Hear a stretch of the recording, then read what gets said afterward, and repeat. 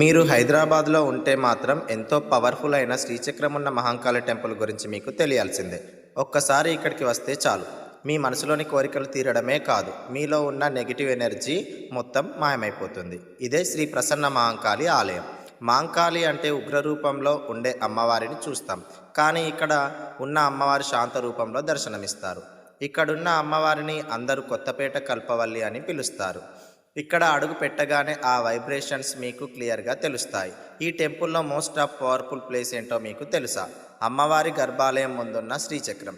దీని ముందు నిలబడి మనసారా ప్రార్థిస్తే ఆ కాస్మిక్ ఎనర్జీ వల్ల కష్టాలన్నీ తీరిపోయి పనులు సక్సెస్ అవుతాయనే భక్తుల నమ్మకం.